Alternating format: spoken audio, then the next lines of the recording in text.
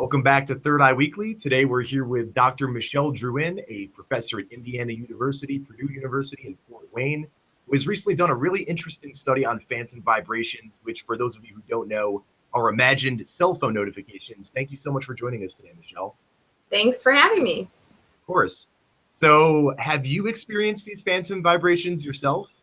I have. Almost the whole impetus of the paper was my experience of these.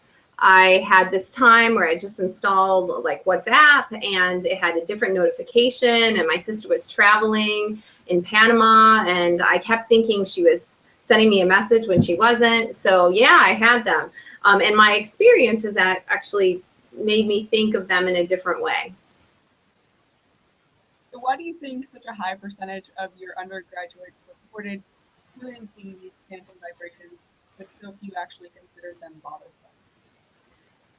Well, why most people are feeling them is because we place a lot of importance on our phones. So our phones are always with us, and we've become really accustomed to the signals that they send, because these are social signals and we're social people, and we really need to attend to those social signals to keep with our social world. So I think that's the reason why we're experiencing them. We're almost like 9 out of 10 of our undergrads had experienced them.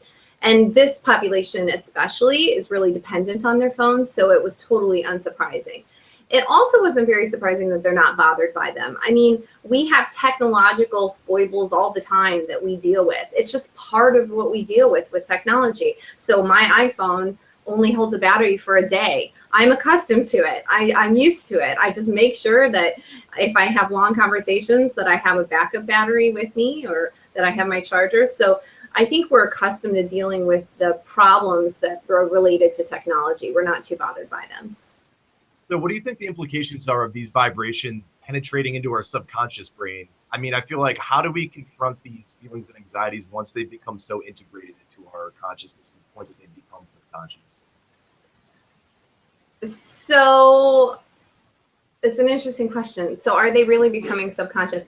What I think might be happening is that we're getting some kind of other signal, some kind of real conscious signal. So if you have your pocket, if your phone is in your pocket, for example, maybe you're feeling something else brush up against your leg and you think, oh, that's a signal. Or if you think you hear your phone vibrating, maybe you're hearing another signal. So I think you still are in touch with your conscious world. It's just that you're misattributing the signs that could be attributed to something else to your cell phone.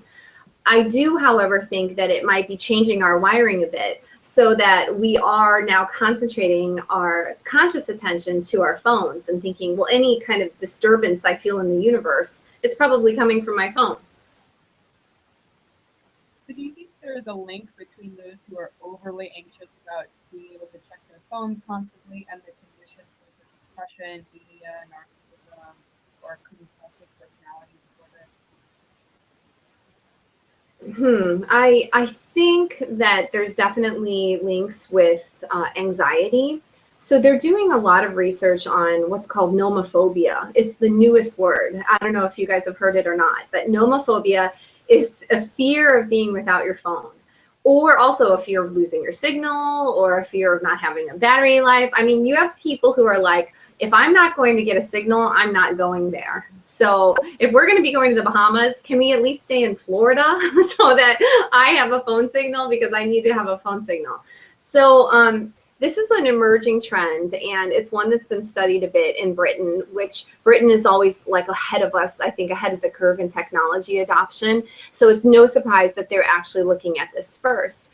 And you definitely see a correlation between these and other types of addictive behaviors and anxiety disorders. I'm not sure about narcissism and personality disorders. I mean, when we're talking about the serious personality disorders where people are antisocial or borderline, these people are out committing crimes, you know, they're not really concerned about their cell phones perhaps as much. So I think it's going to relate more to anxiety disorders perhaps, and already addictive personalities. You know, though, the cell phone is so easy to get addicted to. I think it's more addictive than, you know, alcohol and cigarettes and drugs. I mean, you virtually do not have a single person who can resist its charm. Look at it with children. I mean, when children look at it, it's like you've given them a bag full of sugar. They can't get enough of it. But this, I think, is also relevant later in life. We got my mother-in-law an iPad, and now every day at breakfast, she's going through the iPad. She used to read a newspaper, and she carries her iPad all around. So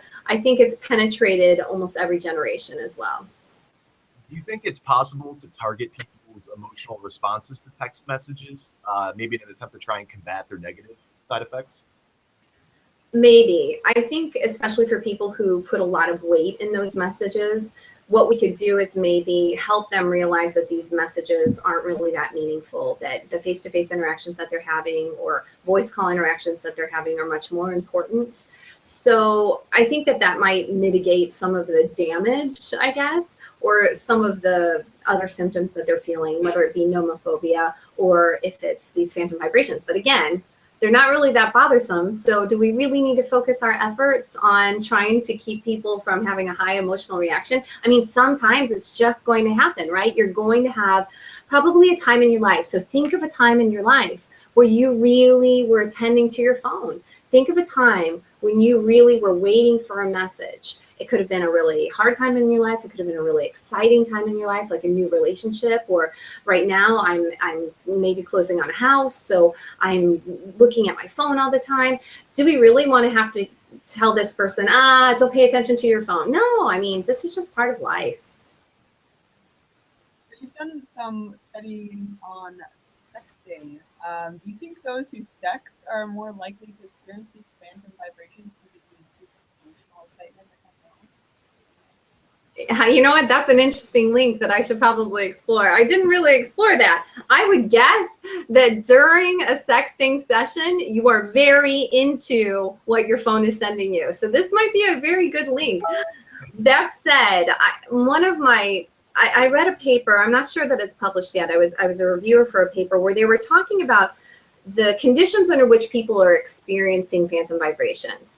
And the whole slant of the paper was this idea that it's maybe not my personality characteristics that will determine whether or not I'm experiencing them, but rather some situational factors like sexting. When I'm sexting, maybe I heard my phone because I'm like really anxious to get the next message. I'm on the edge of my seat, or during a breakup or during the first part of a relationship. All of these things are situational factors. So yeah, that might be a great situation in which people would experience these vibrations.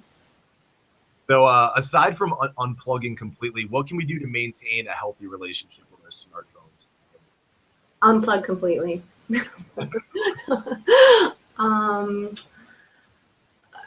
My biggest recommendation would be to put your phone out of reach in times where you really want to concentrate on the people you really love and care about in your life.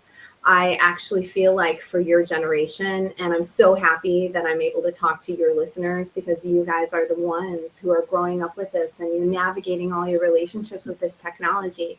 And my advice would truly be to not unplug completely. You know, don't throw away your phone, and you can do that. I mean, that might be good too, but to put it away, you know, and my putting away, I don't mean putting it in your pocket because it's too accessible. It's too easy. Put it far away. So if you're in the living room with your friends or with your significant others, put your phone in the kitchen, turn it over and silence it. So I think there are many detoxes that you could do. And I think that that's a great first step. Great advice. Well, that's all the questions we have. Thank you so much for joining us, Michelle. It was a pleasure talking to you. Yeah, thank you. This was fun. Awesome. Thank you. Okay. We'll send you the link to everything when it goes up on the site in about a week or so. Okay, and good job. And look at this sexting phantom vibration link that I'll need to explore now in my research. That's good. You're a natural scientist. Yeah. I love it.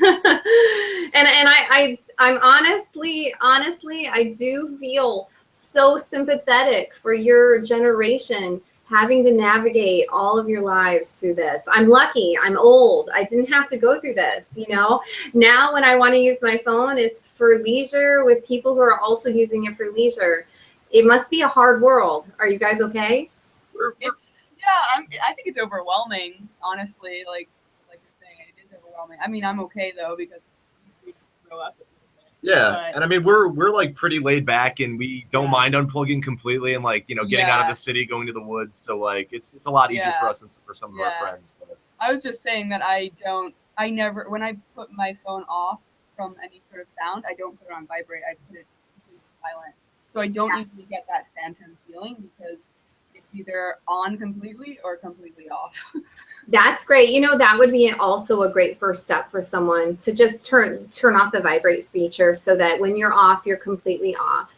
And also stop sleeping with it on with notifications when you go to sleep at night. I mean, I can't believe that people have notifications when they sleep at night. Like if something serious happens and your brother's in a car accident, they will find you. Someone will come to your apartment. So everything else you should not sacrifice sleep for. So man, it's a tough world. It's a tough world. And it looks like you guys are totally navigating it well though. I'm really proud of you. thanks. Yeah, well good luck. Good luck with life. It was nice to meet you all. Okay, bye.